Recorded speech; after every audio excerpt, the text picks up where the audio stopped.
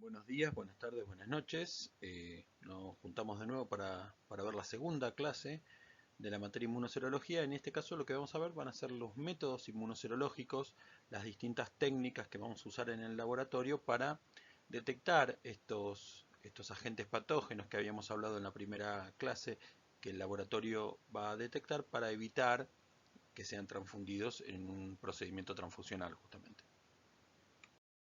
En la clase anterior yo les había hablado que hay diversas formas de buscar a estos agentes patógenos que son el objetivo de nuestra materia. Una de esas formas es la forma de búsqueda molecular, buscando justamente el ADN, el ARN de aquellos virus, parásitos o bacterias que podemos encontrar. Ese tipo de métodos, los métodos moleculares, no los vamos a ver en esta materia, se ven en la materia biología molecular.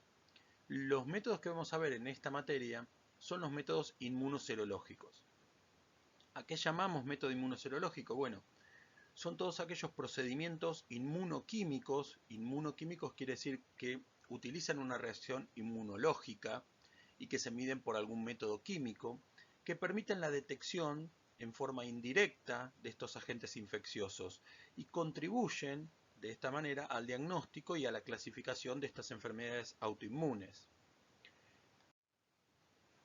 Les estoy enviando también con esta presentación una guía sobre métodos inmunoserológicos, donde ahí les voy a explicar un poco más detallado algunas de las cuestiones que tienen que ver con las definiciones de lo que es un método inmunoserológico y los distintos tipos de interacciones. Pero de todas formas, resumamos acá un poquito de cómo trabaja un método inmunoserológico. Por lo general, estos métodos inmunoserológicos están basados, como les digo, en una interacción antígeno-anticuerpo, para lo cual les pido que repasen la materia inmunología, porque es necesario comprender cómo es una interacción antígeno-anticuerpo. Si no han cursado inmunología, les pido por favor que lo vean de algún libro. No podemos detenernos en esta materia a profundizar en ese tema. Hay un problema de correlatividades en ese caso porque la materia inmunología debería ser cursada antes de inmunoserología y de inmunohematología, por ejemplo. Pero bueno, les pido por favor que revisen cómo es una interacción antígeno-anticuerpo. Entonces, un método inmunoserológico va a tener dos etapas fundamentales. Una etapa de interacción primaria, donde el antígeno y el anticuerpo específicos se unen. Si yo estoy buscando un antígeno, voy a utilizar anticuerpos específicos contra ese antígeno, y si estoy buscando un anticuerpo, voy a utilizar antígenos específicos contra ese anticuerpo, de forma tal que esta interacción primaria va a ser una reacción primaria específica hacia lo que yo estoy buscando. Y esa interacción primaria va a estar encadenada a una interacción secundaria. Esta interacción secundaria va a ser la que haga visible esta interacción primaria. Y en definitiva, esta interacción secundaria va a ser aquella que le dé el nombre, por decirlo de alguna manera, a la técnica. A modo de resumen muy breve, también podemos decir que la interacción primaria es una reacción reversible, donde antígeno y anticuerpo se unen y al mismo tiempo se disocian. Es decir, el complejo antígeno-anticuerpo se va formando y se va disociando al mismo tiempo, hasta llegar a un equilibrio. En ese equilibrio va a haber parte del compuesto formado y parte de los anticuerpos y antígenos libres. En ese momento de equilibrio nosotros vamos a tener algo que denominamos la constante de afinidad. A mayor constante de afinidad quiere decir que el complejo antígeno-anticuerpo formado es mucho más fuerte y vamos a tener menos antígeno y anticuerpo libre. Esto está en el apunte, les pido que lo repasen. Por otro lado, podemos decir también que esta interacción primaria va a estar afectada por diferentes parámetros, ¿sí? La concentración de los antígenos y anticuerpos, el pH, la temperatura, la fuerza iónica, los tiempos de incubación y características moleculares y específicas de cada uno de los componentes de los antígenos y de los anticuerpos. Todo esto, les vuelvo a decir, está en el apunte. Les pido por favor que lo revisen y cualquier cosa me comunican y lo podemos charlar. Ahora bien, como decimos, los métodos inmunoquímicos están basados todos en la interacción antígeno-anticuerpo, pero existen un número variadísimo de técnicas distintas, y dentro de estas mismas técnicas distintas existen diversas posibilidades de encarar estas técnicas. Para poder entender cuál es la técnica que más nos conviene o dentro de las disponibles, cuál es la que nos convendría utilizar, debemos analizar, debemos tener varios puntos clave de análisis de los distintos ejes que componen el laboratorio. Primero debemos saber cuál es mi población, cuál es la prevalencia de la infección en mi población, si es un agente patógeno autóctono o importado, cuál es el objetivo para el cual voy a utilizar estas técnicas inmunoserológicas, si es para un objetivo transfusional, para mantener la seguridad transfusional, o es para un laboratorio de diagnóstico donde necesito certeza en un resultado positivo. Después debemos pensar cuántos métodos vamos a utilizar. Si vamos a utilizar más de un método para detectar el mismo patógeno o con un método solo podríamos descubrirlo. Y después, en definitiva, qué métodos están disponibles en el mercado, cuál es el costo-beneficio de implementar una técnica de detección, cuál es la trazabilidad de esos resultados y aplicación de sistemas de calidad a los mismos métodos. Para poder establecer un método inmunoserológico en nuestro banco de sangre debemos evaluar cuál es la población. Estamos hablando aquí de banco de sangre específicamente. Tenemos que tener en cuenta la prevalencia de la infección y recordar aquí lo que vimos en la clase pasada de valor predictivo positivo, valor predictivo negativo, y teniendo en cuenta que a mayor prevalencia de ese agente patógeno en la población hay mayor probabilidad de tener falsos negativos y a menor prevalencia hay mayor probabilidad de obtener resultados falsos positivos. Con estos datos nosotros podemos evaluar la especificidad y la sensibilidad de un método y escoger cuál de ellos nos conviene para la población que estamos estudiando. Por otro lado, tenemos que evaluar si ese agente patógeno es endémico o es importado, por decirlo de alguna manera. Un agente endémico tiene transmisión vectorial o puede tener transmisión vertical, transmitirse de madre a hijo o transmitirse a través de un vector, como puede ser en el caso del Chagas, la vinchuca. Entonces, en este caso, cuando el agente es endémico, debemos evaluar la posibilidad de incorporarlo al tamizaje del banco de sangre.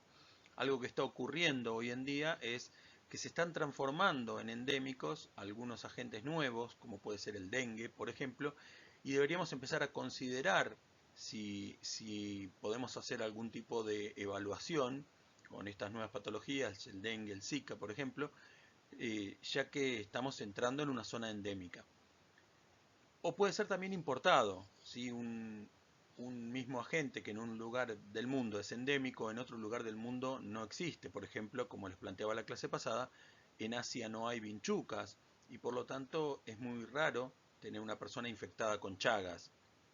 Sin embargo, si se presentara en Japón, por ejemplo, un sudamericano a donar, probablemente lo diferirían, ya que ellos no hacen estudios para Chagas, teniendo en cuenta que la prevalencia de donantes sudamericanos en Asia va a ser muy baja. No así en Europa, donde en España, que no tienen vinchuca y que tienen el Chagas como un agente importado, no endémico, se aceptan los donantes sudamericanos porque son una población mucho mayor de la que puede haber en Japón, se aceptan y a esos donantes en particular sí les realizan el test de Chagas. No se lo realizan a las personas europeas que no hayan salido de Europa porque no tendrían de esta manera riesgo de contagio. Otro análisis que tenemos que hacer desde el laboratorio de inmunoserología es cuál es mi objetivo, para qué población estoy estudiando. Si nosotros estamos en un banco de sangre, el objetivo va a ser el tamizaje de las muestras para liberación de unidades a transfundir. Por lo tanto, en este caso, vamos a tener que tener una premisa de que toda muestra es probable de estar contaminada y de transfundir esa contaminación. Por lo tanto, todo sospechoso va a ser culpable hasta que se demuestre lo contrario. En este caso nosotros vamos a preponderar la sensibilidad sobre la especificidad.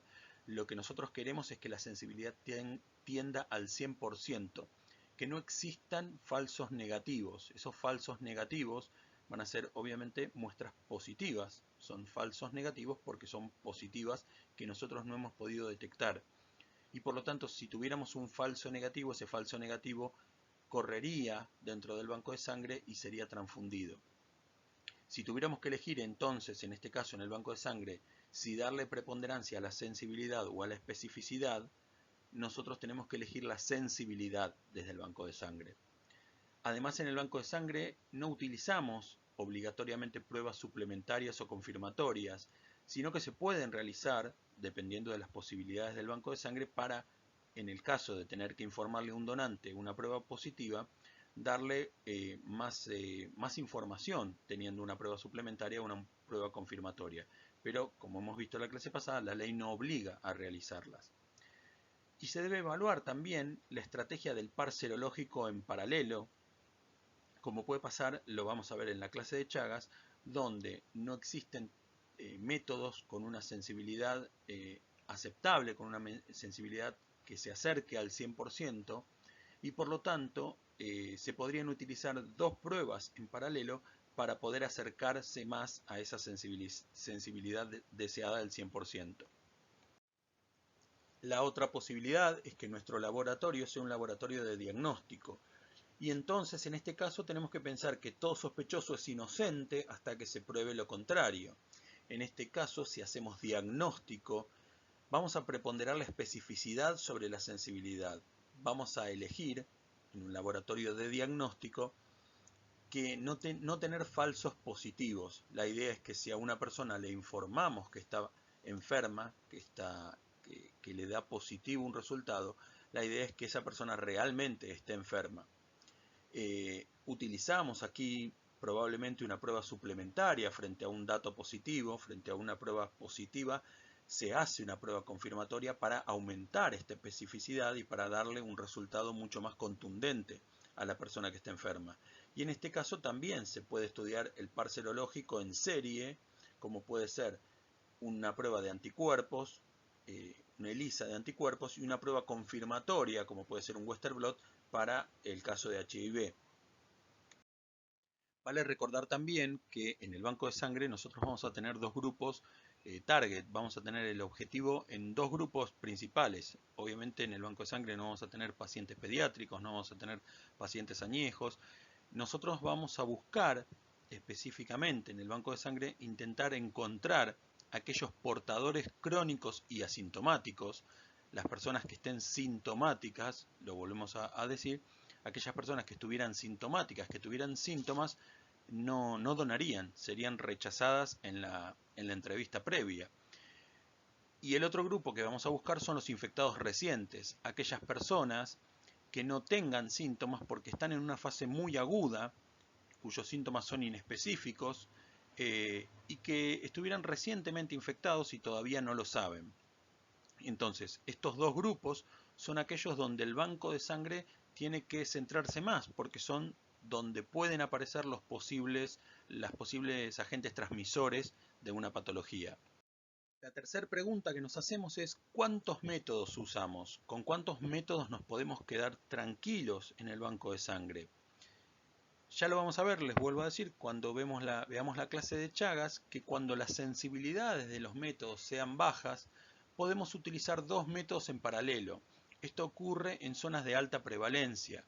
En la clase pasada les envié en el apunte de epidemiología al final una cuenta que podemos hacer para evaluar dos poblaciones distintas, un método distinto en dos poblaciones distintas, una de alta prevalencia y otra de baja prevalencia, como un método que tiene la misma sensibilidad y la misma especificidad se comporta distinto y vamos a tener un valor predictivo positivo para una y un valor predictivo positivo para la otra y un valor predictivo negativo para una y un valor predictivo negativo para la otra. Y entonces, como utilizando dos métodos en paralelo, vamos a tener sensibilidades un poco más altas que nos permitan acercarnos a este ideal de no transmitir ninguna patología. Por otro lado, se pueden utilizar distintos métodos para búsqueda de distintos marcadores para un mismo agente. Es decir, yo puedo buscar antígenos de un virus y anticuerpos para ese mismo virus, conociendo la curva de ese virus, el comportamiento de ese virus, y pudiendo de esta manera captar el diagnóstico en mayor tiempo. En momentos donde no tengo los anticuerpos, poder encontrar los antígenos y en momentos donde los antígenos quizá hayan desaparecido, poder encontrar los anticuerpos. Para todo esto también ayudan los estudios de biología molecular, pero como ya les digo, no son estudios inmunoserológicos, sino que se ven en otra materia, son otros métodos. Y por último, se pueden realizar también ensayos suplementarios, como les decía, o sea, podemos tener un método de screening con una alta sensibilidad, pero con baja especificidad, y después realizar ensayos suplementarios para confirmar lo que nos dio previamente el método de screening, o para refutarlo, para descartar la posibilidad de que esa persona esté infectada. Y la última pregunta que nos podemos hacer desde el laboratorio para analizar es ¿qué métodos están disponibles? Obviamente que uno le gustaría hacer los mejores métodos, los más sensibles, los más específicos y los más baratos, que los métodos más sensibles y más específicos fueran más baratos. De todas formas, esto es imposible y muchas veces va a haber que evaluar, va a haber que tener que tomar decisiones entre las distintas pruebas que disponemos en el mercado para ver cuáles se ajustan más a nuestras posibilidades y a nuestras necesidades. Y dentro de estos métodos, de estas pruebas, vamos a tener distintas calidades de pruebas. Algunas van a ser cualitativas, algunas semi-cuantitativas y algunas cuantitativas. El banco de sangre en realidad no exige tener pruebas ni semi-cuantitativas ni cuantitativas, o sea, lo que exige el banco de sangre es tener resultados reactivos o no reactivos. Y por lo tanto se podrían utilizar pruebas cualitativas que me marque la presencia o no de un marcador.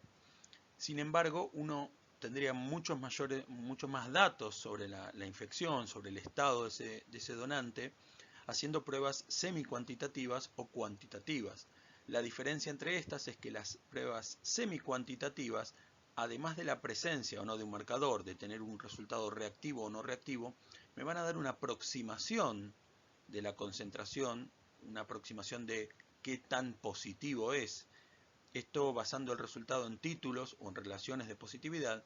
Y las pruebas cuantitativas me van a dar resultados reactivo o no reactivo, marcándome la presencia o no de un marcador. Y además me van a dar su concentración en unidades, en miligramos o microgramos por mililitro, en unidades internacionales o en las distintas unidades en que el test esté basado. Esto haciendo correlato entre los valores obtenidos y una curva de calibración que generalmente se realiza previamente con el mismo equipo. Como les planteo recién, una prueba cualitativa solo entrega un resultado positivo o negativo. Una prueba cuantitativa va a entregar un resultado numérico de concentración interpolado de una curva previamente realizada. Y una prueba semi-cuantitativa lo que va a entregar es un resultado aproximado. Para poder tener ese resultado aproximado, nosotros vamos a hacer diluciones de una misma muestra. Una dilución es la disminución de la concentración de una sustancia en una solución. Nosotros podemos hacer una dilución individual, una dilución única o diluciones varias, y estas pueden ser directas o seriadas. Si nosotros, por ejemplo, tomamos 2 gotas de lavandina y las diluimos en 1 litro de agua, estamos haciendo una dilución directa. Tenemos resultados cuantitativos y únicos sabiendo la concentración que tiene esa lavandina en la botella original y la concentración final a la que llegamos diluyéndola en 1 litro de agua.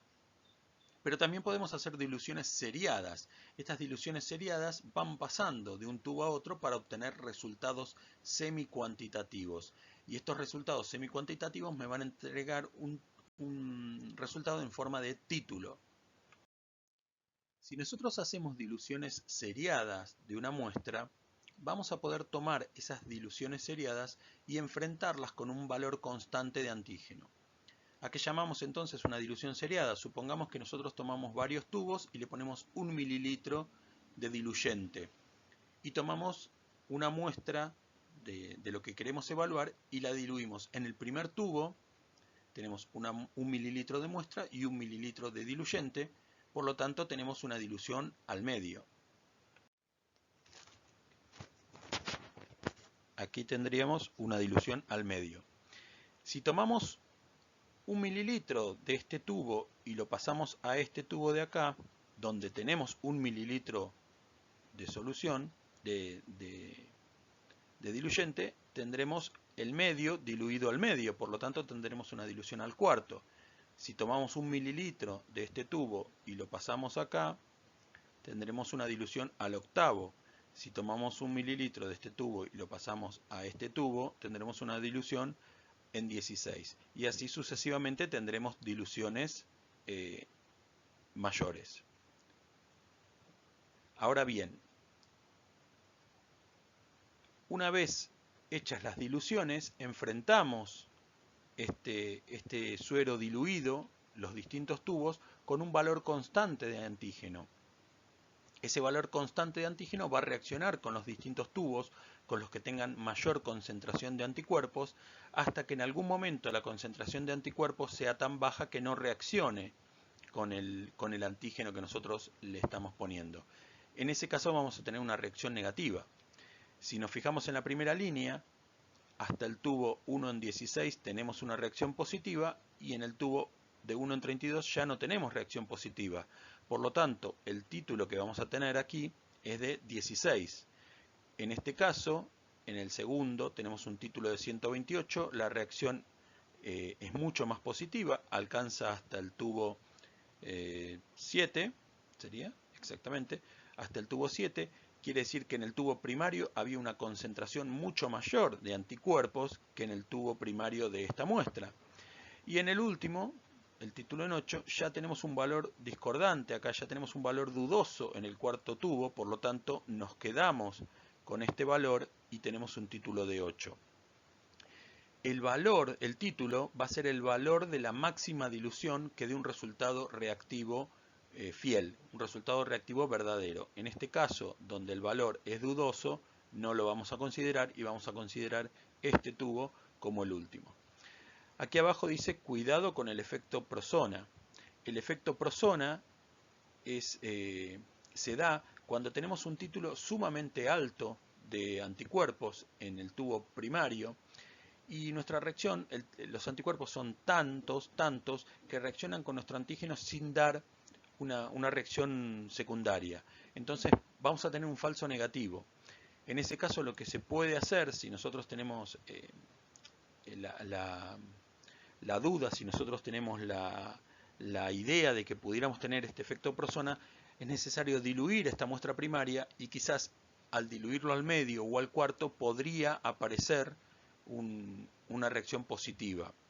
Entonces, a partir de ese momento, titulamos y vamos a ver cuál va a ser el último título a la que llegue a ver positivo. Es decir, el efecto Prosona tenemos que tener cuidado porque nos puede dar un falso negativo, perdón. Un falso negativo. Acá tenemos un gráfico que explica más o menos cómo es el efecto Prosona, donde vamos a tener precipitación cuando se da un equilibrio o aglutinación cuando se da un equilibrio, ¿sí? En el medio de la curva, cuando la concentración de antígeno y anticuerpo son óptimas, se va a dar precipitación. Si tenemos exceso de anticuerpos, no tenemos precipitación, tenemos prosona, porque los anticuerpos reaccionan todos con los antígenos y quedan algunos libres. Si tenemos un exceso de antígeno, también vamos a tener un efecto post-zona, donde no va a haber aglutinación. Este gráfico, perdón, es para precipitación, este gráfico es para aglutinación. Les pido disculpas porque dibujar, grabar y pasar el PowerPoint al mismo tiempo me falta una mano, necesitaría una mano más y no tengo. Así que perdonen la desprolijidad. Volvemos, en este caso la aglutinación es lo mismo. Si nosotros tenemos un exceso de anticuerpos, fíjense que los anticuerpos captan todos los glóbulos rojos y no dejan que un anticuerpo se una a dos glóbulos rojos. Cuando hay un equilibrio, los anticuerpos pueden unir dos glóbulos rojos y proceder a la aglutinación. Y cuando hay un exceso de glóbulos rojos de antígenos, es decir, esos excesos de antígenos captan todos los anticuerpos y tampoco permiten que se forme la aglutinación. Por lo tanto, vamos a necesitar siempre estar en una situación en la cual haya un equilibrio. En este caso de acá, en este caso de acá con exceso de anticuerpos y en este caso de acá con exceso de anticuerpos, nos encontramos con un efecto prosona. Cuando la muestra tiene muchos anticuerpos, puede dar un falso positivo. Normalmente no ocurre porque los kits comerciales ya están estandarizados como para evitar que esto ocurra. Sin embargo, una muestra con muchos anticuerpos podría llegar a dar un efecto prosona. Y en este caso de acá, donde el antígeno sobra y hay muy pocos anticuerpos para ese antígeno, es donde también se da negativo. Y esto es lo que sería, lo que ocurriría en, por ejemplo, los tubos que quedan posteriores al título positivo. Es decir, acá, en este lugar, me corta el título, me da positivo hasta aquí y negativo para aquí. En estos tubos posteriores al valor de corte vamos a tener algunos anticuerpos circulantes, pero no van a llegar a generar ni precipitación ni aglutinación.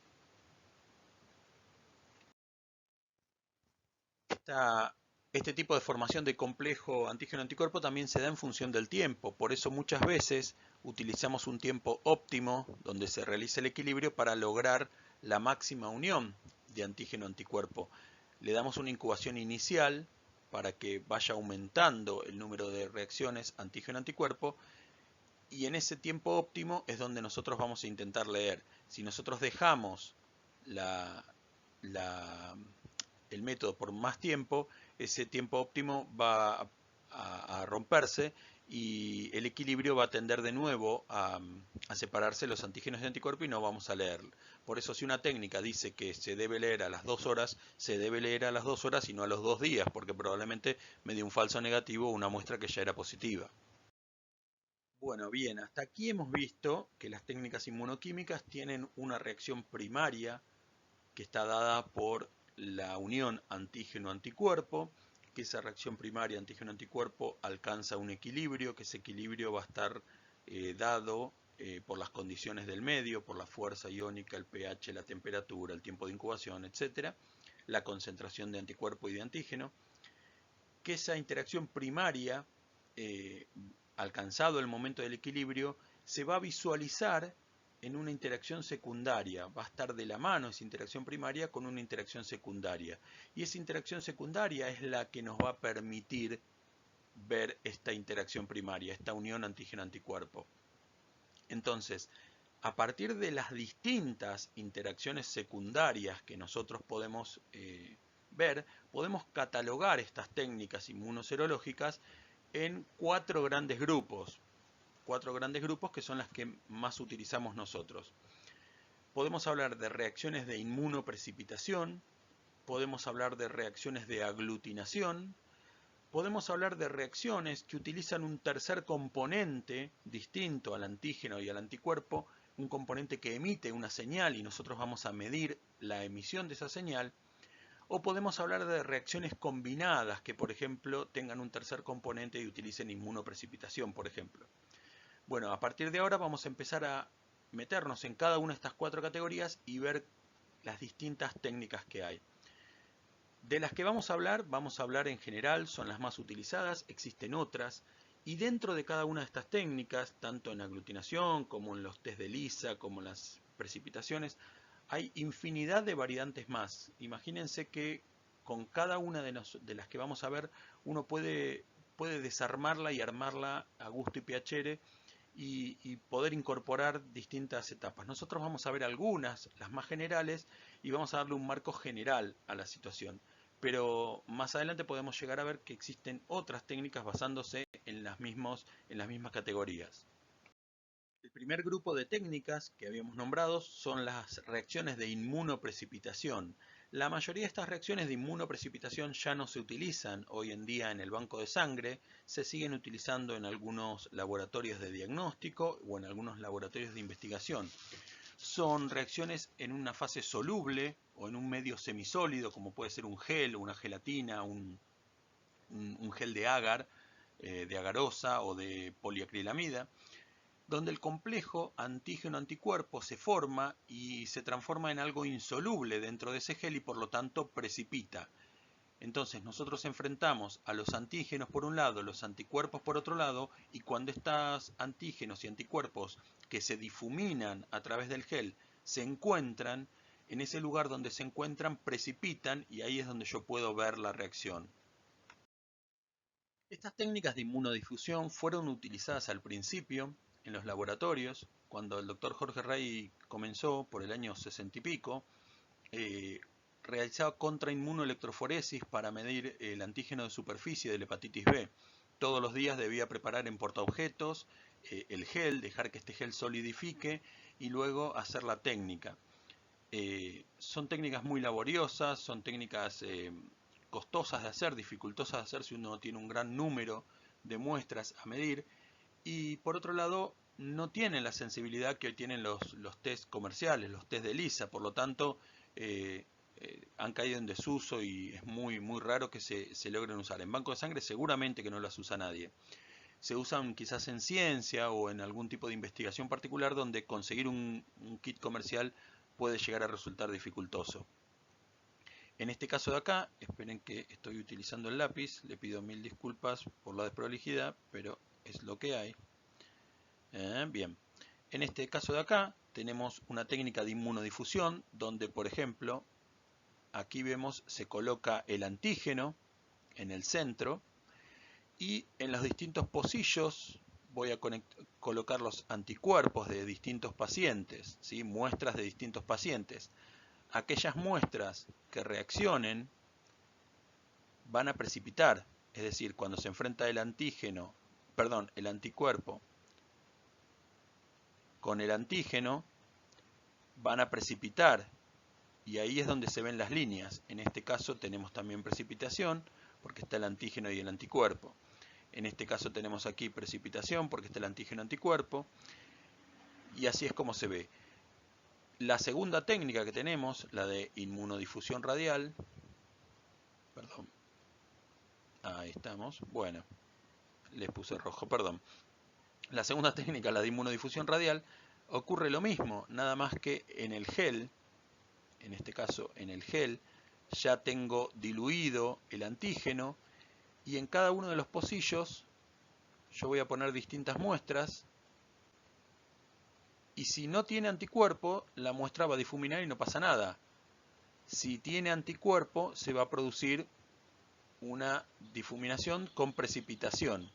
Por lo tanto, cuanto más anticuerpo haya, mayor va a ser la aureola. Y la última técnica, que es la que yo les decía que utilizaba Jorge, era la contrainmunoelectroforesis, donde lo que se hacía era en un portaobjetos, de los que se utilizan en hematología, se sembraba el antígeno en un agujerito, este portaobjetos con gelatina, con un gel, se sembraba el antígeno de un lado, el anticuerpo del otro, se enchufaba a una corriente eléctrica, con el positivo de un lado, los anticuerpos migran hacia el lado positivo, el negativo del otro, los antígenos migran hacia el lado negativo y se encontraban en el medio y si había una línea, había precipitación y por lo tanto este antígeno y este anticuerpo precipitaban y si estaban ambos era una reacción positiva con precipitación en el medio. Como les digo, estas técnicas de inmunodifusión hoy en día han caído en desuso para el banco de sangre, las digo a modo histórico. La segunda categoría que nombramos son las reacciones de aglutinación. En este caso, en la aglutinación, un componente forma parte de una partícula o célula en suspensión y el otro componente está en la fase soluble. Es decir, o el antígeno o el anticuerpo están unidos, generalmente el antígeno está unido a una partícula o a una célula y el anticuerpo en fase soluble se une a este antígeno y produce la agregación de las partículas o la agregación de las células. Esto ustedes seguramente ya lo han visto en la aglutinación de glóbulos rojos para la determinación del grupo. Las aglutinaciones se pueden dar con diferentes compuestos, con diferentes partículas. Se pueden utilizar partículas de látex, se pueden utilizar glóbulos rojos, se pueden aglutinar bacterias directamente, como lo podemos hacer con la determinación para Brucella. Se pueden aglutinar partículas de gelatina. A su vez, estas reacciones pueden realizarse en placa o en tubo, que seguramente ustedes están familiarizadas con las técnicas en placa o las técnicas en tubo para la determinación del grupo sanguíneo, o se pueden realizar en microplaca de 96 pocillos, que es esta que está acá abajo, la microplaca de 96 pocillos, que se van a familiarizar en esta materia porque la vamos a ver bastante. Las aglutinaciones a su vez se clasifican en aglutinaciones directas, si lo que yo estoy buscando es un agente presente en la partícula, como pueden ser en los glóbulos rojos. En la determinación del grupo sanguíneo tenemos el antígeno presente ya previamente en la partícula. O aglutinaciones indirectas, si lo que busco es un antígeno que fue adherido mecánicamente o químicamente a esa partícula. Nosotros podemos utilizar una aglutinación indirecta en el caso de Chagas, por ejemplo, para hacer una determinación de antígenos de Chagas que fueron pegados en un glóbulo rojo, y por lo tanto, como usamos un glóbulo rojo, es una hemoaglutinación, y como está ese antígeno del Chagas pegado al glóbulo rojo, es indirecta. Por lo tanto, estamos hablando de una hemoaglutinación indirecta. En ambos casos, como les digo, está el antígeno pegado en la partícula. Cuando lo que está pegado es un anticuerpo, ¿sí? Obviamente la partícula por sí no tiene anticuerpos. Si nosotros unimos un anticuerpo de forma química o mecánica, vamos a hablar de aglutinaciones reversas. No hay que mezclar, en este caso no hay que confundirse entre aglutinaciones indirectas y aglutinaciones reversas. Aquí en la microplaca que tienen abajo, ustedes van a ver donde hay aglutinación, justamente, esperen un segundito, ahí estamos. En la microplaca ustedes van a poner la muestra con la muestra del paciente con los glóbulos rojos. Si no hubiera, como por ejemplo en este de acá, abajo a la izquierda, si no hubiera anticuerpos, los glóbulos rojos van a tender a precipitar y van a ir al fondo del pocillo, que es lo que ocurre en este caso. Este de acá es un valor negativo, donde los glóbulos rojos precipitan porque los antígenos pegados en el glóbulo rojo no reaccionan con ningún anticuerpo. Por lo tanto, la muestra no tiene anticuerpos, por lo tanto es negativo. En este caso de acá, se forma un manto, y este manto está dado por la unión de los antígenos pegados en el glóbulo rojo a los anticuerpos presentes en la muestra. Por lo tanto, los anticuerpos presentes en la muestra se unen a los glóbulos rojos, a los antígenos pegados en los glóbulos rojos, e impiden que estos precipiten, y queda un manto formado en todo el fondo del pocillo. Cuando el manto es mayor al 30% del fondo del pocillo, decimos que es una reacción positiva. Por lo tanto, este de acá es un resultado positivo y este de acá es un resultado negativo. Qué feo que estoy dibujando, perdonen chicos. Entonces, como vemos, vamos a tener también distintos tipos de aglutinaciones que podemos tener en microplaca, en platina de vidrio, en platinas de plástico, en papeles, en tubos, y a su vez aglutinaciones con distintos soportes sólidos. Pueden ser con glóbulos, con partículas de látex, de gelatina, etc. Tenemos una amplia variedad de aglutinaciones. Existen kits comerciales que comercializan estas técnicas. Y si bien la sensibilidad de las aglutinaciones por lo general no es superior a los test de ELISA, muchas veces en la valoración costo-beneficio se eligen estos test frente a los ELISAs, que son mucho más costosos y a veces no aportan datos mucho mayores, o su sensibilidad no es mucho mayor. Por lo tanto, se siguen utilizando las aglutinaciones comerciales en el tamizaje del banco de sangre. Hablamos ahora de una tercera categoría, que son las técnicas que utilizan un tercer componente que emite señal. Obviamente este tercer componente que emite señal no forma parte de la reacción antígeno-anticuerpo, sino que va a estar unido o a un antígeno o a un anticuerpo de la primera reacción. Es decir, el primer componente que vamos a tener va a ser un antígeno o un anticuerpo en fase sólida, unido a una fase sólida. Un segundo componente, que va a ser el antígeno o el anticuerpo opuesto, complementario al primer componente, se va a unir a ese antígeno anticuerpo y por lo tanto va a quedar unido a esta fase sólida. Este es el antígeno o el anticuerpo que nosotros queremos medir, el analito que vamos a medir. Y vamos a tener un tercer componente que va a ser o un antígeno o un anticuerpo que reaccione con el segundo, que detecte la reacción producida entre el primero y el segundo componente, y a su vez este tercer componente va a permitir la emisión de la señal. En muchas circunstancias este tercer componente va a ser o un antígeno o un anticuerpo que va a estar unido a una enzima que emita coloración y por lo tanto va a ser una ELISA, o va a estar unido a un componente inmunofluorescente y va a medir fluorescencia, o va a tener algún componente radioactivo y va a emitir radiación, o va a tener algún componente químico que emita luminiscencia y va a hacer un estudio de quimioluminiscencia. Este tercer componente va a ser un conjugado entre antígeno o anticuerpo y este componente que emita señal. Empecemos hablando de la inmunofluorescencia. En este caso también vamos a tener test directos o indirectos. Los test directos no se van a utilizar en el banco de sangre.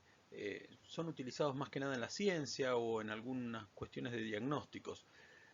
¿Cómo funcionan los test directos? Bien, vamos a tener algunas células que tienen el antígeno y este antígeno está desconocido. Y entonces este antígeno desconocido nosotros lo vamos a intentar medir. O sea, la búsqueda está sobre la misma célula de un antígeno desconocido. Y este antígeno desconocido lo vamos a medir enfrentándolo con anticuerpos conocidos unidos a un compuesto fluorescente. Por lo tanto, si estos anticuerpos que nosotros conocemos reaccionan con la célula que tiene ese antígeno, vamos a tener una célula fluorescente, una célula que va a emitir fluorescencia y por lo tanto una reacción positiva que me va a decir que esa célula que nosotros estamos viendo tiene ese antígeno que estamos buscando y por lo tanto la reacción es fluorescente. En este caso obviamente no es práctico para el banco de sangre, no lo utilizamos. Se puede hacer un test indirecto, ¿sí? En este test indirecto vamos a tener una célula con antígenos conocidos y vamos a enfrentar el suero del paciente. Si el paciente tiene anticuerpos, estos anticuerpos van a reaccionar con la célula. En el caso de que la muestra no tenga anticuerpos, no van a reaccionar. Bueno, perdón, esto es un signo menos.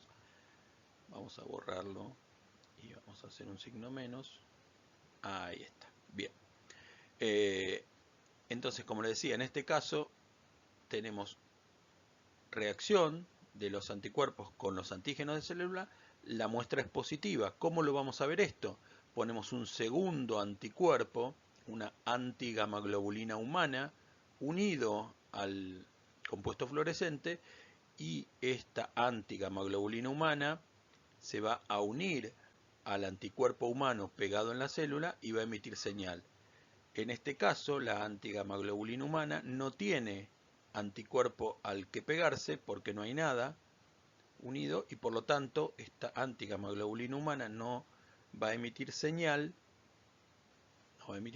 porque no tiene con qué unirse. Las reacciones de inmunofluorescencia se leen en un microscopio de fluorescencia, ¿sí? Un microscopio que tiene un campo oscuro donde podemos observar esta fluorescencia. Entonces, nosotros vamos a tener en una inmunofluorescencia directa, como decíamos, un anticuerpo que va a detectar un antígeno que nosotros buscamos, o en una inmunofluorescencia indirecta vamos a estar buscando a ese anticuerpo y lo vamos a revelar con otro anticuerpo antigamaglobulina humana.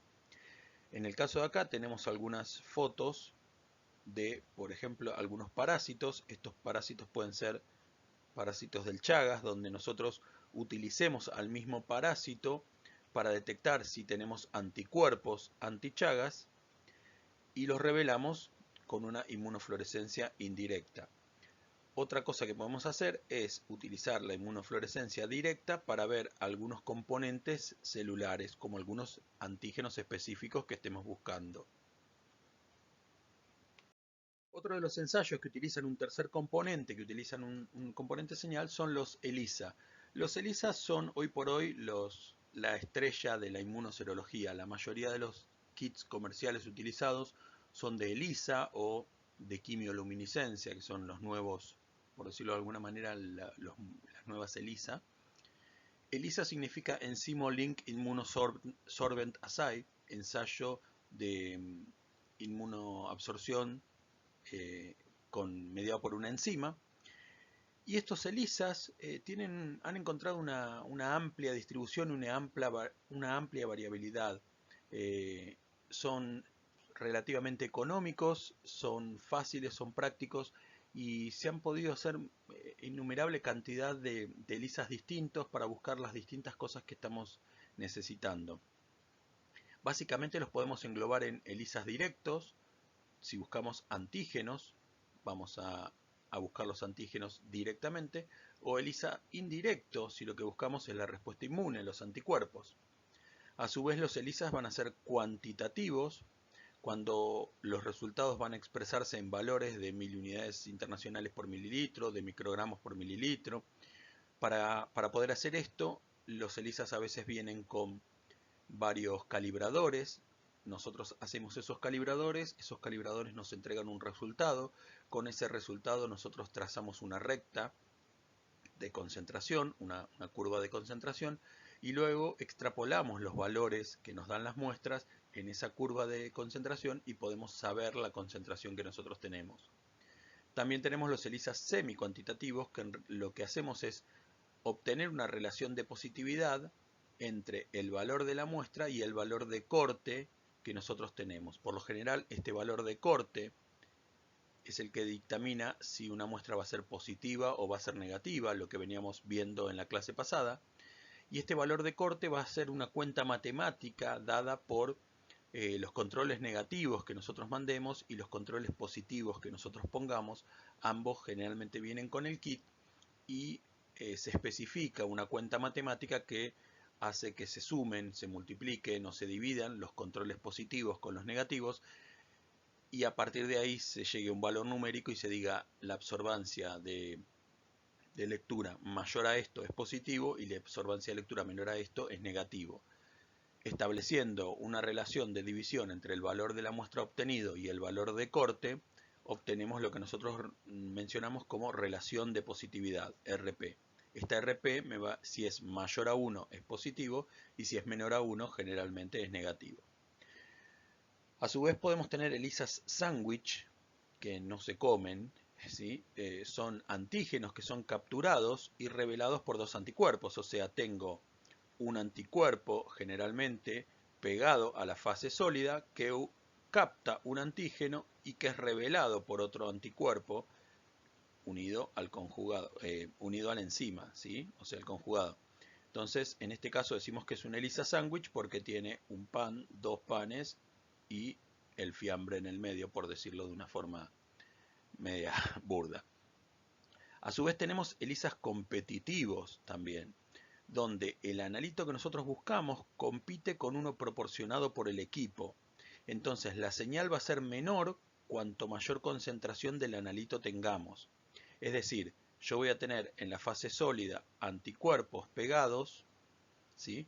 Yo voy a poner mi antígeno, por ejemplo, de la muestra, y voy a poner un antígeno unido a la enzima, un conjugado que proporciona el equipo. Cuanto más antígeno tenga en mi muestra, menos epitopes libres, menos paratopes libres, perdón, habrá de estos anticuerpos. Por lo tanto, menos conjugado se va a unir. Por lo tanto, a mayor número, a mayor proporción, mayor cantidad de antígeno de la muestra, menor cantidad del antígeno conjugado se une. Por lo tanto, a mayor antígeno de la muestra, la señal va a ser más baja. Esto quiere decir que cuanto más baja es la señal, mayor es el antígeno propio de la muestra. Es decir, el resultado en el caso de un ELISA competitivo va a ser al revés.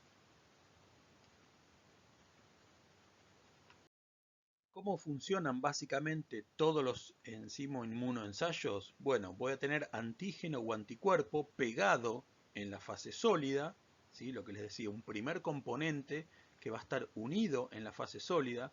Existen algunos, algunos test de ELISA que denominamos combo, que son la cuarta generación de los test de ELISA, que tienen antígeno y anticuerpo unido a la fase sólida y me permiten a su vez buscar antígeno y anticuerpo en la muestra.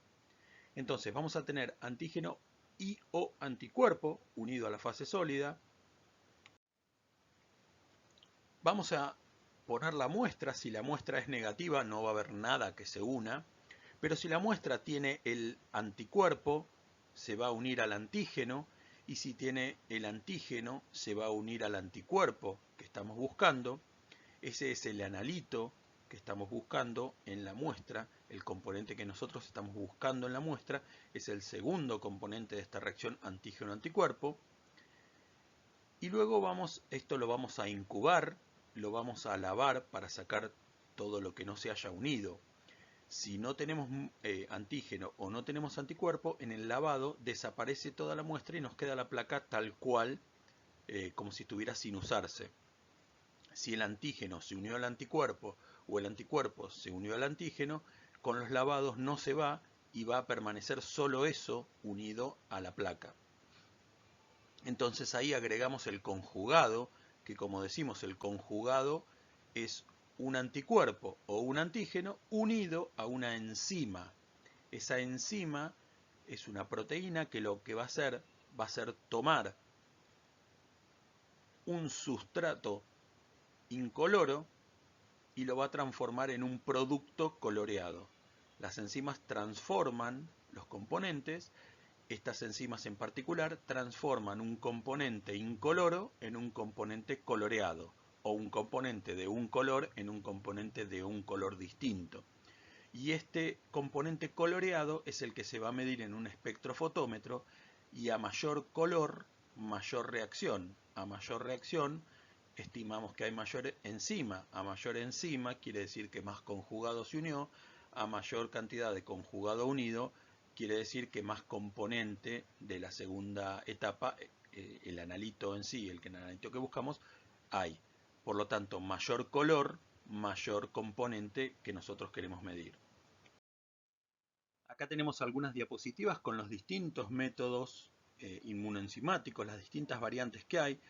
Son bastante malas las diapositivas, les pido mil disculpas, no tuve tiempo de buscar gráficos mejores y no tuve tiempo de hacerlos.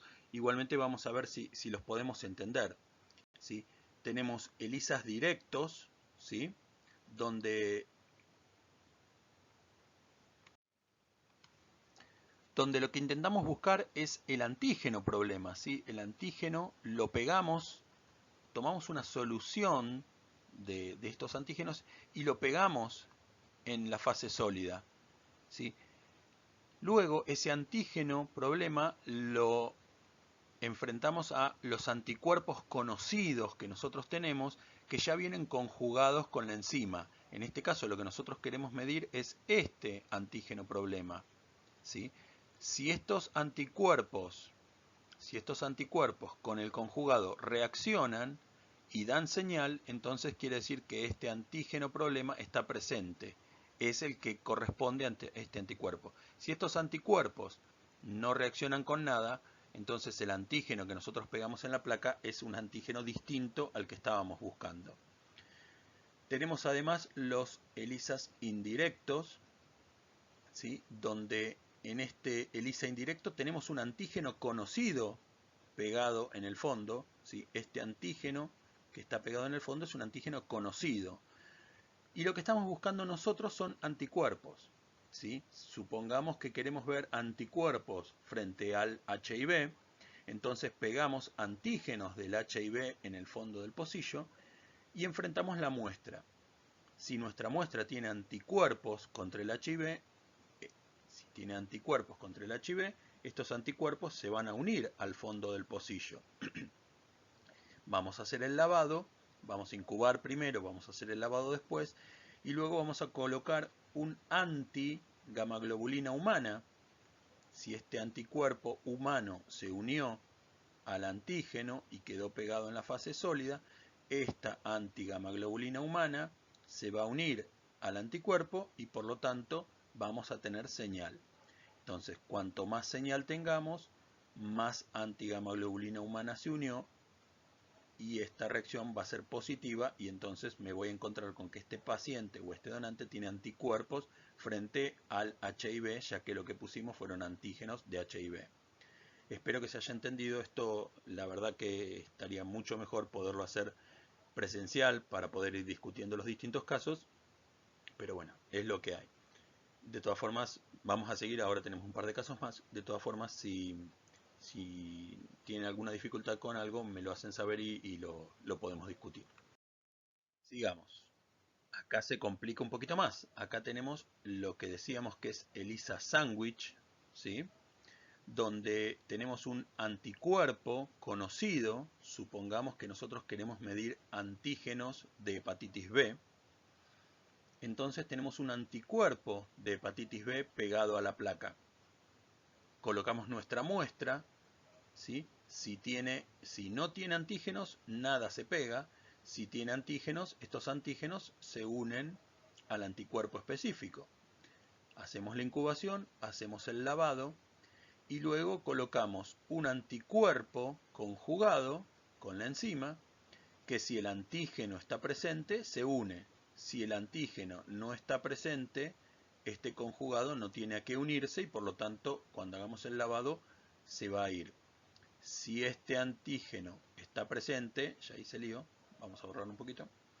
Si este antígeno está presente, este conjugado se une y si este conjugado se une, va a emitir señal y si tengo señal, me está marcando que existe el antígeno y por lo tanto la muestra es positiva. Espero que se haya entendido. Pasemos al más complicado de todos, que es el ELISA de competición, donde podemos buscar antígenos u anticuerpos. Midamos, por ejemplo, el de antígenos. Para el de anticuerpos es lo mismo. Yo voy a tener, midamos anticuerpos, para el de antígenos es lo mismo. Yo voy a tener antígenos específicos adosados a los pocillos. Voy a poner mi muestra con anticuerpos si es positiva o sin anticuerpos si es negativa. Y junto con mi muestra voy a poner el conjugado. El conjugado y los anticuerpos presentes en la muestra van a competir por la unión de estos antígenos, ¿sí? Si yo tengo un número limitado de antígenos pegados a la membrana, la competencia va a ser que algunos anticuerpos queden afuera.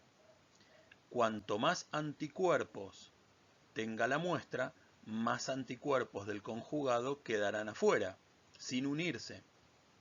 Por lo tanto, cuanto menos anticuerpos de conjugado se unan, es porque más anticuerpos de la muestra tengo. Entonces, cuanto menos señal tenga, es porque más anticuerpos de la muestra se unieron. Por lo tanto, a menor señal, esperen que vamos a cambiar el colorcito, a menor señal, más anticuerpos. Por lo tanto, a menor señal la muestra es más positiva, porque es una ELISA de competición. Compite el analito con el conjugado. Compiten en la misma etapa, por lo tanto, cuanto más analito tenga, menos posibilidad de que el conjugado se una y por lo tanto, menos señal. ¿Sí? Espero que se entienda. Dios mío, por favor, que se entienda. Si no, igualmente, pregúntenme por mail y lo vamos a ver. Como le digo, la variabilidad que tienen los ELISAs es increíble. Pueden medirse anticuerpos con antígenos, anticuerpos con otros anticuerpos específicos. En el caso de tener un ELISA para medir antígenos, lo que podemos utilizar son anticuerpos pegados en la membrana para que esos antígenos que estamos buscando se unan y después lo revelamos con otros anticuerpos específicos. Podemos también tener ELISAs para anticuerpos, donde en la membrana o en la microplaca podemos tener antígenos pegados. A esos antígenos se le van a unir específicamente los anticuerpos y yo puedo revelar estos anticuerpos con otros anticuerpos anti-inmunoglobulinas unidos a la enzima. Fíjense que en este caso estos anticuerpos reaccionan con estos anticuerpos, pero en esta reacción estos anticuerpos funcionarían como antígenos de estos anticuerpos. No sé si se entiende el concepto. Estos son anticuerpos. La función de anticuerpo va a estar dada en los paratopes, que va a estar pegada a los antígenos. Estos anticuerpos de acá van a reaccionar con esta región de acá, y esta región de acá funciona como antígeno de estos anticuerpos que van a tener sus paratopes. ¿Sí? O sea, estos anticuerpos reaccionan como anticuerpos con estos antígenos y funcionan como antígenos de estos anticuerpos. Revisen, por eso les pido bien, las clases de inmunología. En el caso anterior yo tenía una antiinmunoglobulina IgG, porque lo que estaba buscando era anticuerpos anti-IgG, pero podemos tener también un ensayo que lo que busque sea anticuerpos generales, IgG e IgM. Entonces lo que voy a tener acá va a ser antígenos marcados que se van a unir a estos anticuerpos. Es decir, los antígenos se unen, estos antígenos se unen a estos anticuerpos en un paratope. Si son IgM, tengo muchas más posibilidades de unión que si son IgG. En una se van a unir los anticuerpos a estos antígenos y en otro paratope se van a unir a estos antígenos que van a revelarse. Por lo tanto, puedo revelar un ELISA para anticuerpo, lo puedo revelar con anticuerpos o con antígenos. Un caso que no tenemos en una diapositiva, pero que si quisiéramos medir, también podemos medir ELISA IgM solamente para ver, buscando un anticuerpo anti-cadena M, anti-monoglobulina M, podemos buscar un ELISA con IgM contra anticuerpos agudos, con anticuerpos de etapa aguda. Bien, aquí lo que tenemos son algunos de los microELISAs que se utilizan, las microplacas que se utilizan, que como vemos son las mismas microplacas que se pueden utilizar para la hemoaglutinación, solo que en este caso, en estas microplacas están unidos, unida a esta fase sólida están los antígenos o los anticuerpos complementarios a lo que yo quiero buscar. ¿Sí? En la microplaca de aglutinación en placa no tengo nada unido, se utiliza solamente como soporte. El soporte sólido de una aglutinación justamente son las células. En este caso el soporte sólido de un microELISA es la placa. Existen también una nueva línea de ELISAs que utilizan partículas magnéticas. En lugar de estar el antígeno o el anticuerpo unido a una microplaca, vamos a tener la muestra y los reactivos los sembramos, se incuban y el antígeno y el anticuerpo va a estar unido a unas micropartículas magnéticas, ¿sí? Partículas del tamaño de polvo, magnéticas, partículas de metal, que van a tener unidos los antígenos o los anticuerpos complementarios a lo que estoy buscando. Se produce la incubación y luego esta muestra pasa por un magneto, por un imán con un campo magnético muy grande, que lo que hace es que las micropartículas queden pegadas a la pared del tubo o del pocillo. Se producen los lavados y esto me permite hacer lavados con mucha fuerza, porque estos magnetos son importantes y retienen estas partículas, y una vez terminados los lavados se apaga el magneto y las micropartículas quedan de nuevo. Se le agrega el reactivo señal, el conjugado, se incuba y se genera la señal y se lee como un ELISA nuevo. Lo único que cambia acá es el soporte sólido, que en lugar de ser el fondo de un pocillo, el soporte sólido que utilizamos es una partícula magnética. Esta utilización de partículas magnéticas ha hecho que se pueda trabajar con con un volumen mucho menor, con volúmenes casi imperceptibles, con muy pocos microlitros, y ha permitido automatizar todas estas técnicas en los distintos aparatos que se comercializan con las distintas empresas. Entramos a un último grupo de técnicas, un cuarto grupo, donde hablamos de reacciones combinadas. En algunos casos, por ejemplo, puede ser inmunoprecipitación más un tercer componente.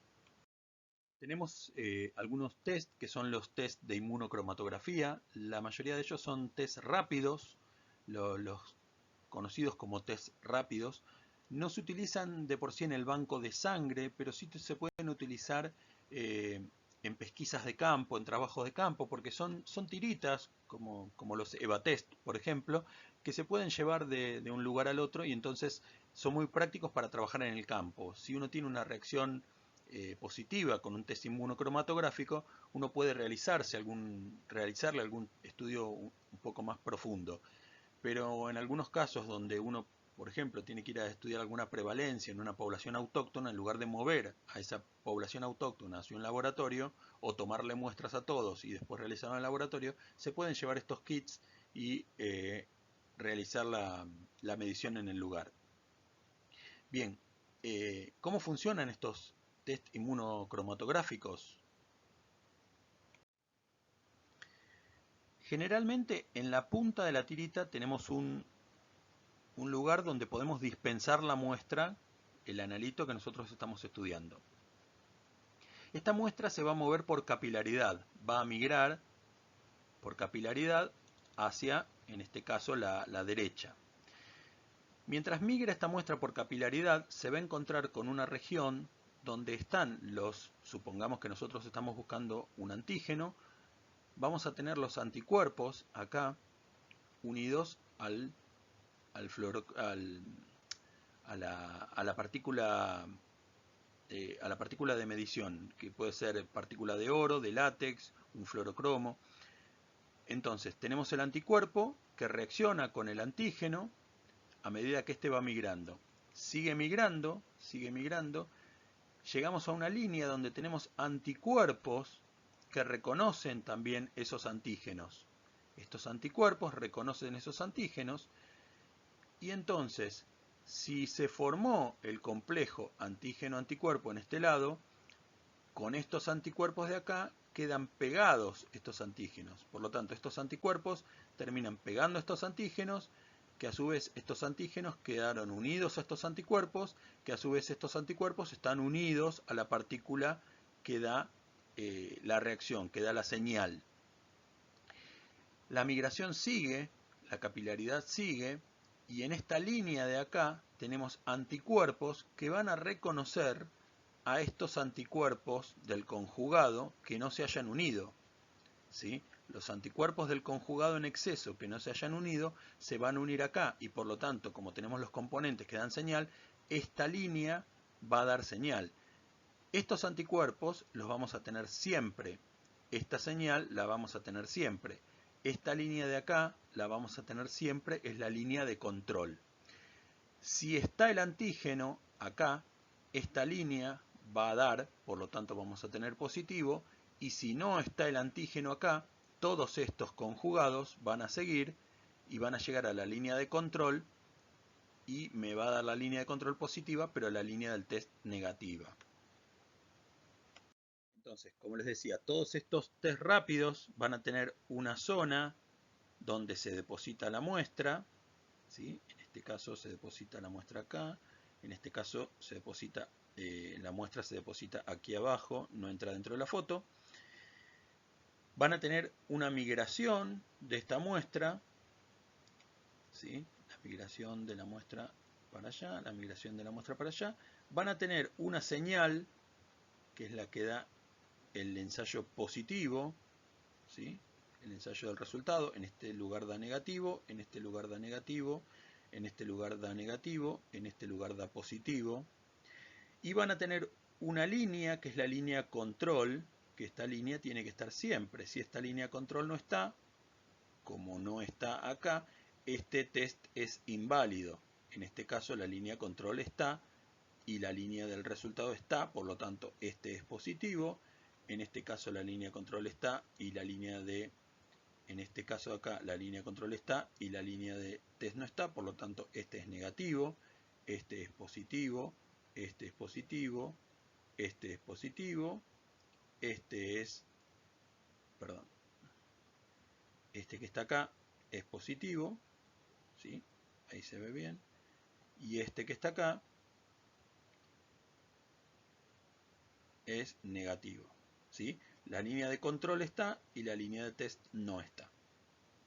Acá tenemos, fíjense, de este lado también Estos, donde el control no ha funcionado, son inválidos. Este es no reactivo porque el control funcionó, pero no da ni antígeno ni anticuerpo. Y este es reactivo porque el control funcionó, y en este caso es positivo para antígeno, en este caso es positivo para anticuerpo, y en este caso es positivo para antígeno y anticuerpo. Dentro de estos ensayos que engloban distintas técnicas, podemos incorporar también a los ensayos suplementarios. Los ensayos suplementarios detectan anticuerpos contra diferentes antígenos de un mismo patógeno, pero de forma discriminada. Es decir, estos antígenos los tenemos separados y vamos a ver qué anticuerpos tiene el paciente contra los distintos antígenos específicos de un agente patógeno. Por lo general, estos ensayos suplementarios en algún momento se los consideraba confirmatorios, hoy ya no se los considera confirmatorios, se los denomina suplementarios. Estos ensayos están en un soporte en forma de tira de nitrocelulosa, con los antígenos sembrados a distintas alturas, y estos ensayos suplementarios apelan a tener una alta especificidad. Si solamente se utilizan en los casos de una prueba positiva de screening. Los más comunes son el Western blot, el LIA y el RIVA. Estos ensayos suplementarios, como les planteo en la guía, en algunos casos están en desuso, están cayendo en desuso, porque los mismos ensayos suplementarios no aportan más que reafirmar o dar un poco más de especificidad sobre un estudio. Son costosos, son laboriosos, y hoy en día las técnicas de biología molecular han ido bajando su costo al punto de costar casi lo mismo que un ensayo suplementario. Y frente a la posibilidad de estar infectado con un virus como el HIV o la hepatitis C o la hepatitis B, uno va a necesitar tener una carga viral inicial para poder empezar un tratamiento antirretroviral, antiviral, y por lo tanto se saltea este paso de los ensayos suplementarios y directamente se realiza un test de biología molecular.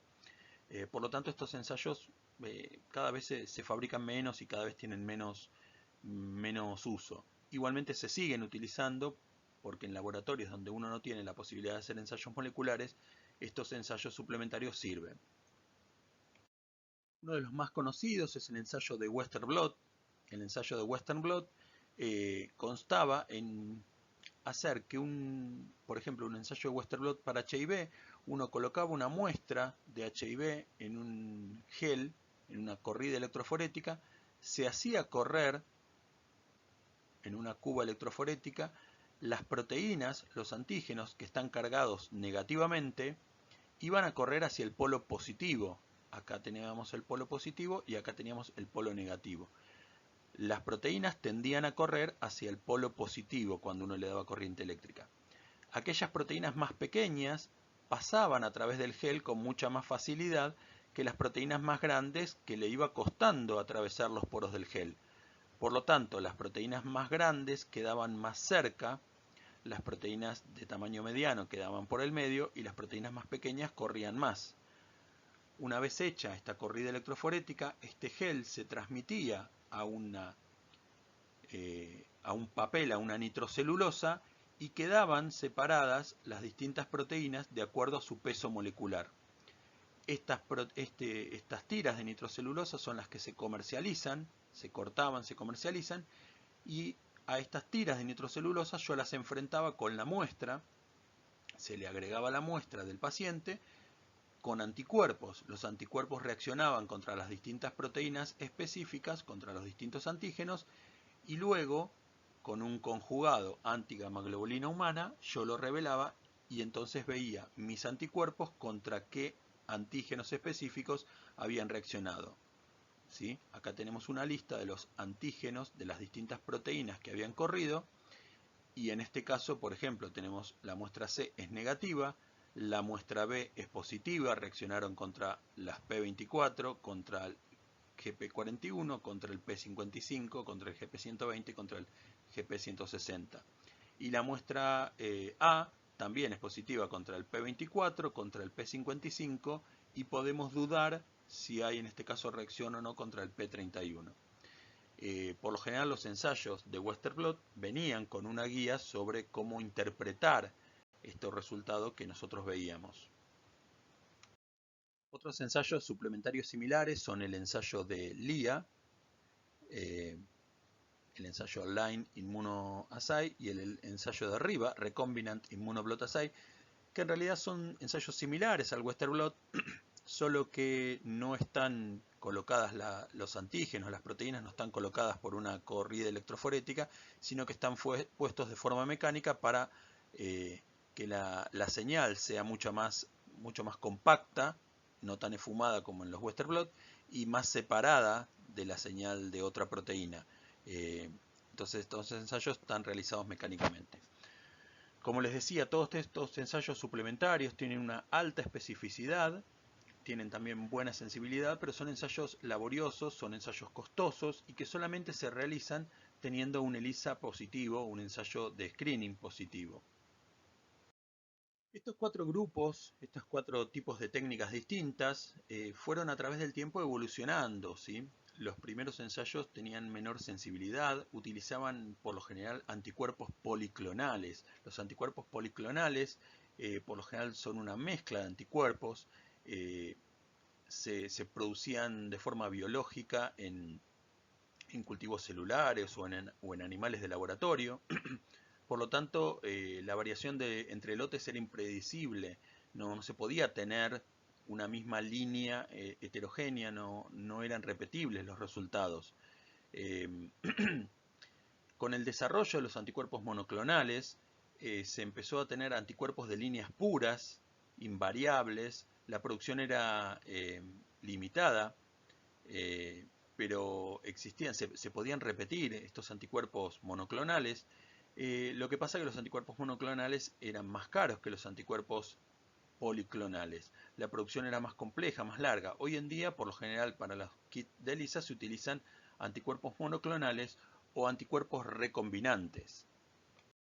Con el advenimiento de la técnica de biología molecular se logró, con la tecnología recombinante, lograr más especificidad. La tecnología recombinante lo que me permite es poder producir, en el caso de los antígenos, poder producir proteínas sin necesidad de tener cultivos del virus. O sea, solamente producimos la proteína viral, evitando tener material infectocontagioso. Esto también aumenta la especificidad, evitamos el empleo de antígenos comunes a otros agentes, o sea, cuando utilizamos un lisado de virus o un lisado de parásito o un lisado de bacterias, vamos a tener todos los antígenos de ese patógeno, y muchos de esos antígenos pueden quedar pegados en el ELISA y pueden ser inespecíficos. Entonces los antígenos recombinantes son mucho más específicos y me permiten solamente emplear aquellos que están ligados en su especificidad con algún agente específico que nosotros buscamos. A su vez, el empleo de agentes recombinantes aumenta la sensibilidad, porque vamos a trabajar con antígenos altamente conservados, con antígenos altamente inmunogénicos, vamos a elegir los antígenos altamente inmunogénicos, que den rápida respuesta humoral, que estén en fases infectivas de humanos. Podemos ir seleccionando cuáles van a ser las proteínas que nosotros vamos a utilizar en esta tecnología recombinante para detectar los anticuerpos que nosotros queramos detectar. Esta tecnología recombinante se fue adaptando y ya está incorporada casi en todas las técnicas de biología molecular para HIV, hepatitis C, hepatitis B, HTLV, Chagas y sífilis. Ya utilizamos hoy en día tecnologías recombinantes que ha aumentado la especificidad de estos ensayos. Para la producción de estos antígenos recombinantes se utiliza justamente la tecnología recombinante, donde se obtiene, se purifica del ADN o del ARN del agente patógeno, se obtiene el gen que codifica para este antígeno, para esta proteína, se incorpora en un vector, en un plásmido o en un fago puede ser. Ese plásmido se incorpora en una línea celular y se hace que esa línea celular produzca esa proteína. Luego se purifica esa proteína y se utiliza esa proteína purificada, obtenida de este antígeno recombinante, se utiliza en la producción de los kits comerciales. Como les he dicho, las sensibilidades comparativas de los distintos métodos han ido mejorando Y por lo que yo les planteaba, la inmunodifusión, fíjense en este gráfico, las pruebas de inmunodifusión y la de contrainmunoelectroforesis, que son pruebas de precipitación, tienen una sensibilidad relativa de 1. Las aglutinaciones tienen de 50, las hemaglutinaciones alrededor de 100, los ELISAs tradicionales alrededor de 5000. O sea, esto quiere decir que un ELISA es 5000 veces más potente que una técnica de inmunodifusión. Los radioinmunoensayos son 50.000 veces más potentes. Lo que pasa que para utilizar un radioinmunoensayo tenemos que tener un laboratorio adaptado a tener componentes radiactivos, y para eso necesitamos aprobación de la Comisión Nacional de Energía Atómica. Para obtener esta aprobación de la Comisión Nacional de Energía Atómica necesitamos también tener un lugar donde guardar esos desechos radioactivos, donde tirar esos desechos radioactivos. Son bastante complicados de manejar los radioinmunoensayos, por lo tanto no se utilizan por lo general en los bancos de sangre. Pero los ELISAs modernos, los ELISAs que utilizan, como dijimos, antígenos recombinantes, también tienen la misma sensibilidad, una sensibilidad relativa de 5000 veces más que la inmunodifusión. Por lo tanto, estos son los ensayos elegidos hoy en día.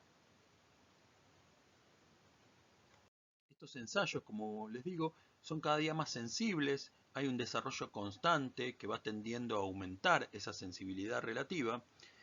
Sin embargo, seguimos teniendo siempre limitaciones. Los métodos serológicos van a tener limitaciones que van a impedir que nosotros detectemos el 100% de las muestras positivas.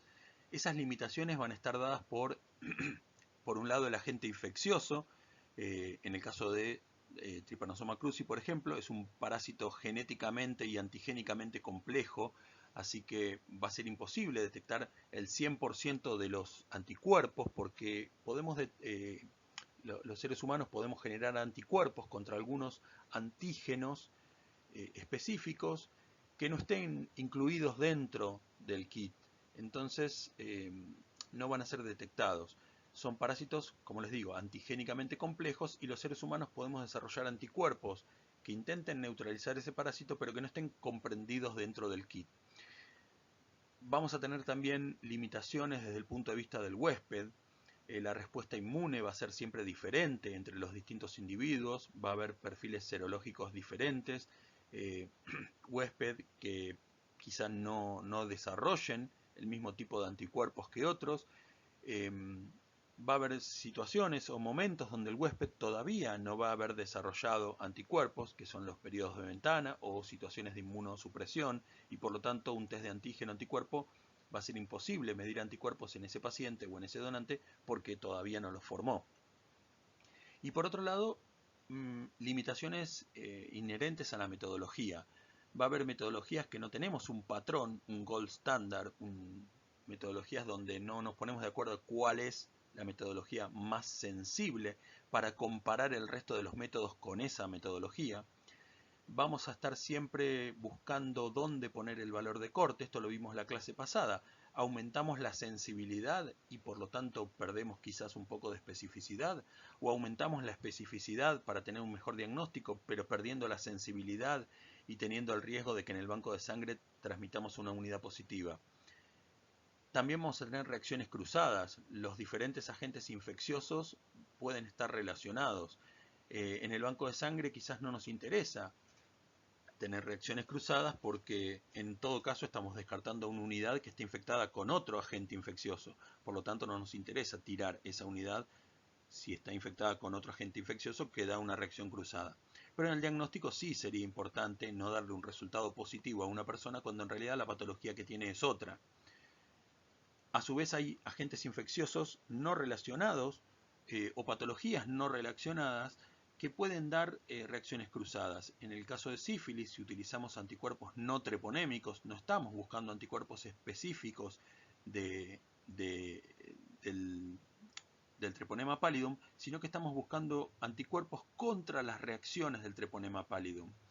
En algunas situaciones no infecciosas, por ejemplo, también, como las reacciones autoinmunes o algunas reacciones particulares, situaciones particulares como embarazos o drogadicción o utilización de vacunas o algún tipo de de patología especial, podemos llegar a tener situaciones que no son infecciosas y que pudieran dar reacciones positivas por algunos anticuerpos inespecíficos que estuvieran dando vuelta por ahí. Por lo tanto, siempre tenemos que tener en cuenta que los métodos serológicos van a tener sus limitaciones. Bueno, hasta acá llegamos con la segunda clase, se hizo un poco más larga que la anterior, hay muchísimas cosas para ver, esta clase es bastante larga en sí, lo ideal, como ya les digo, sería haber podido compartirla y poder charlar, me parece que hubiera sido muy enriquecedor poder compartir los distintos métodos y discutir y ver si se entendieron los métodos o qué formas nuevas podemos encontrar, porque acá vimos algunas, pero se puede jugar con estas fichas y ponerlas de distintas formas para obtener métodos nuevos. Espero que se haya entendido esta segunda clase y de nuevo, cualquier duda nos estamos comunicando y nos vemos en la próxima clase que va a ser la semana que viene sobre sífilis. Hasta luego.